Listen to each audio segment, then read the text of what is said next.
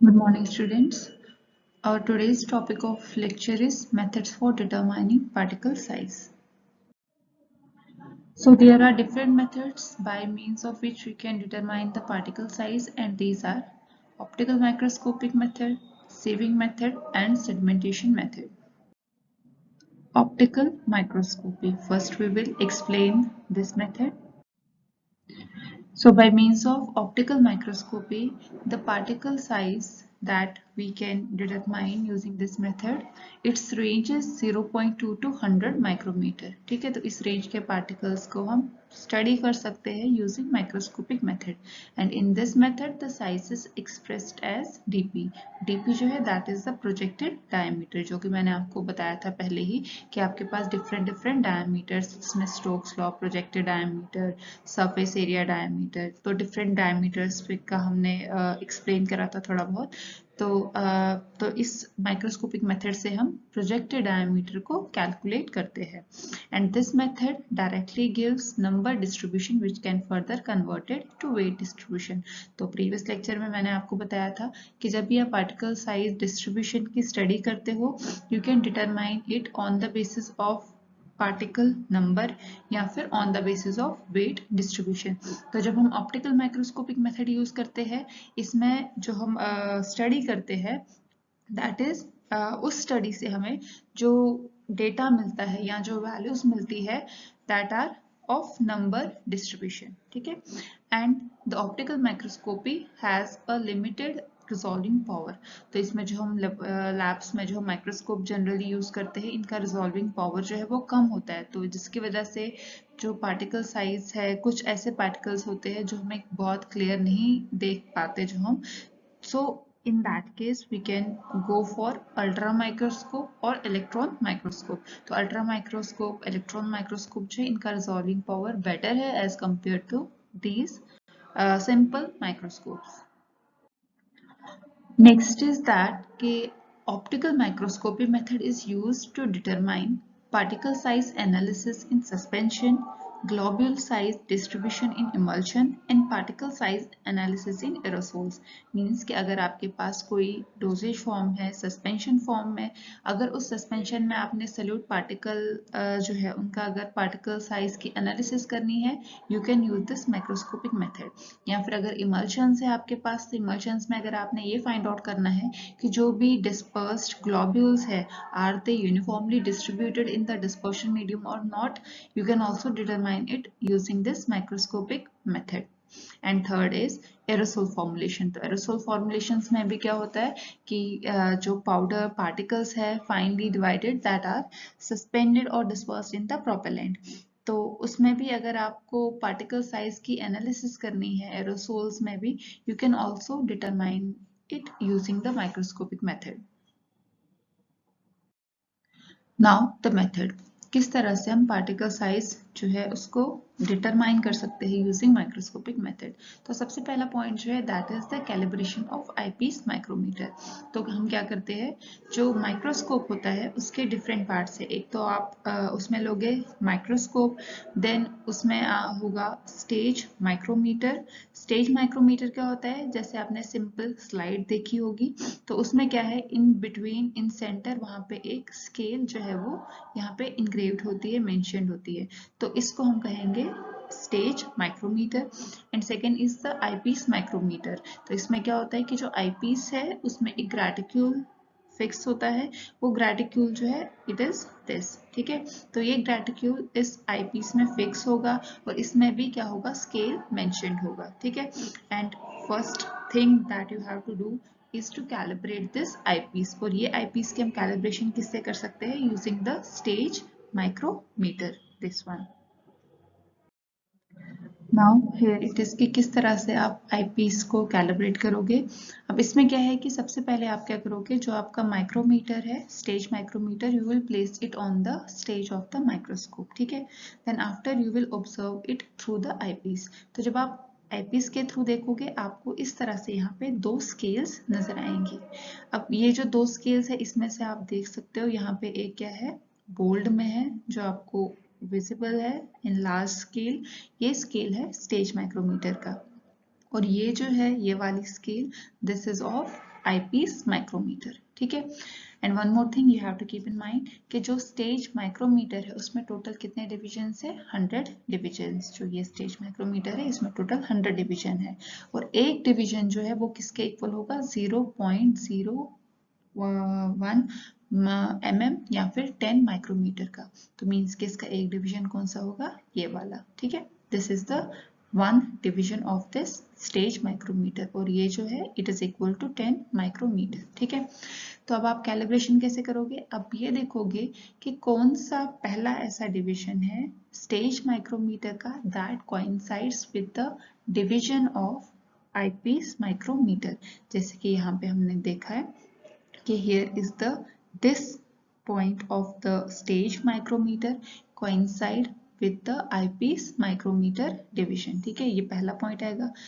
उसके बाद आपने देखना है कि इस पॉइंट के बाद नेक्स्ट दूसरा ऐसा कौन सा पॉइंट है जो कोइंसाइड कर रहे हैं आपस में, ठीक है। तो इसके बाद यहाँ पे अगर हम देखेंगे it is the next one, ठीक है। तो स्टेज का ये डिवीजन जो है, ये पॉइंट जो है ये कोइंसाइड कर रहा है आईपीस के इस डिवीजन के साथ, ठीक है। Now you have to find कि in between these two points कितने डिविजन्स फॉल कर रहे हैं आईपीस माइक्रोमीटर के और कितने डिवीजन फॉल कर रहे हैं स्टेज माइक्रोमीटर के। अब जैसे ये जो है आईपीस माइक्रोमीटर का है, तो इन बिटवीन अगर आईपीस की यहाँ पे बात करें कितने डिविजन्स आएंगे, 1 2 3 4 5 6, ठीक है। आईपीस के 6 डिविजन जो है that are equal to 1 division of the stage micrometer, ठीक है। तो फर्दर हम इसको क्या करेंगे, कैलकुलेट करेंगे। कैलकुलेट करने के बाद हम उसकी कैलिब्रेटेड वैल्यू फाइंड आउट करेंगे। So you will calculate it like this कि x number of eyepiece division is equal to y number of stage micrometer, ठीक है। तो x number of eyepiece division जैसे भी पीछे हमने देखा था, तो कितने divisions थे eyepiece के, that were 6 divisions, ठीक है। तो यहाँ पे आप 6 लिखोगे, और y number of stage micrometer वहाँ पे एक डिविजन था तो यहाँ पे 1 लिखोगे y की जगह, ठीक है। देन उसके बाद 1 आईपीस डिवीजन जो होगा वो किसके इक्वल होगा, number of stage micrometer division divided by number of eyepiece divisions into least count. अब नंबर ऑफ स्टेज क्या था, 1 divided by 6 into least count. Least count क्या होगा यहाँ पे, that will be the 10 micrometer, क्योंकि स्टेज माइक्रोमीटर जो है उसका एक डिवीजन जो है वो किसके इक्वल है, 10 माइक्रोमीटर के इक्वल है, ठीक है। तो इसलिए हम यहाँ पे इसको 10 से मल्टीप्लाई करेंगे, और जो भी आपके पास वैल्यू यहाँ पे आएगी that will be the calibrated value, और उसको आप फर्दर जो है जब आप प्रोसीजर फॉलो अप करोगे वहां पे उस वैल्यू को आप यूज करोगे, और मैं आपको आगे एक्सप्लेन करूंगी कैसे। सो फर्स्ट स्टेप में आपने क्या किया, कैलिब्रेशन कर ली आईपीस माइक्रोमीटर की, और वहां से आपने कैलिब्रेटेड वैल्यू फाइंड आउट की, ठीक है। अब नेक्स्ट स्टेप जो है that is the mounting of the sample. तो इसमें क्या होगा कि जो आपका स्टेज माइक्रोमीटर है, after calibration you will remove that stage micrometer, और आप एक सिंपल स्लाइड लेंगे, और उस स्लाइड पे आप स्प्रिंकल करेंगे पिंच ऑफ पाउडर, जिसका कि आपने पार्टिकल साइज डिटरमाइन करना है, ठीक है। तो अब उसको क्या करोगे आप, जब आप स्लाइड पे थोड़ा सा वो पाउडर स्प्रिंकल करोगे, यू विल डाइल्यूट दैट। तो डाइल्यूशन के लिए आप वाटर भी ले सकते हो, या फिर कोई नॉन एक्वस मीडियम भी ले सकते हो, कोई ऑयल भी ले सकते हो, ठीक है। अब कई बार क्या होता है कि कुछ हमारे ऐसे पाउडर्स होते हैं जब वो वाटर के कंटैक्ट में आते हैं या वाटर के प्रेजेंस में क्या होते हैं, या फिर यू कैन से कि उनकी सॉल्युबिलिटी जो है वाटर में ज़्यादा होती है, so it will get there will be interaction between the water and the particles of this powder, ठीक है। या फिर कई बार क्या होता है कि जो ये पाउडर पार्टिकल्स है जब वो वाटर के कंटैक्ट में आते हैं उनमें स्वेलिंग हो जाती है, ठीक है। So again it will there will be a kind of error in the particle size determination, तो ये भी हो सकता है। तो अगर इस तरह का कोई केस है, for that what you can do, आप पाउडर लो, उसको स्लाइड पे स्प्रिंकल करो, आफ्टर दैट आप उसमें एक ड्रॉप ऑयल का डाल दो, ठीक है। ऑयल का डालोगे वो डिस्पर्स हो जाएगा पार्टिकल उसमें, फिर उसके बाद उस स्लाइड को आप स्टेज पे रखो माइक्रोस्कोप के, then observe it through the eyepiece micrometer, ठीक है। तो फिर इसीलिए हमारा जो थर्ड स्टेप है that is the measurement of particle size. तो अब आप क्या करोगे, पार्टिकल साइज को काउंट करोगे। आप इंडिविजुअली क्या करोगे, नियर अबाउट 625 पार्टिकल जो है उनको स्टडी करोगे और देखोगे किस पार्टिकल का क्या साइज है, ठीक है। And from that you will determine कि कितने पार्टिकल किस साइज रेंज में फॉल कर रहे हैं। जैसे कि मैंने आपको पार्टिकल साइज डिस्ट्रीब्यूशन कर्व जब हमने पढ़े उसमें मैंने आपको बताया कि आप पहले एक साइज रेंज जो है वो सेट करते हो, like 1 to 5, 5 to 10, 10 to 15, 15 to 16। तो आपने अब ये देखना है कि 1 to 5 के बीच में कितने पार्टिकल्स के साइज रेंज के पार्टिकल्स आ रहे हैं, देन 5 to 10 के बीच में कितने पार्टिकल्स है जो उस साइज रेंज में आएंगे। तो इस तरह से आप एक डेटा जो है कलेक्ट करोगे, ठीक है। अब इसमें क्या है कि जो माइक्रोस्कोपिक मेथड है दैट इज समवट टीडियस, ठीक है।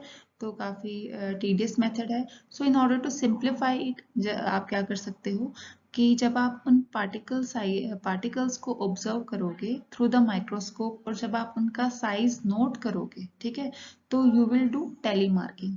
टेली मार्किंग क्या होता है, इट इज लाइक दिस कि जितने भी पार्टिकल, लाइक अगर आपका जो है सपोज कि आपका साइज रेंज है दैट इज 1 to 5, ठीक है। तो 1 to 5 में अगर आप देख रहे हो कि आपके 3 पार्टिकल्स आ रहे हैं तो यू विल मार्क इट 1 2 3, ठीक है। ये आपका 1 to 5 के लिए होगा। देन सपोज आपका फिर नेक्स्ट है 5 to 10 रेंज, और 5 to 10 रेंज में आप देख रहे हो कि टोटल कितने पार्टिकल्स आ रहे हैं, सपोज 6 पार्टिकल्स आ रहे हैं, ठीक है। तो उसके लिए आप क्या करोगे, 1 2 3 4 5, ठीक है, देन 6 अलग से एक और जो है स्लैश डालोगे वहां पे।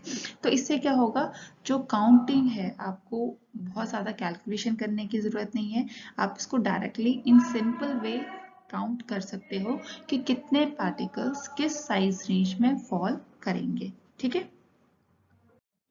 So after you obtain the data, finally you will do calculation and prepare an observation table. Observation table आप कैसे prepare करोगे, मैंने आपको पहले भी बताया है।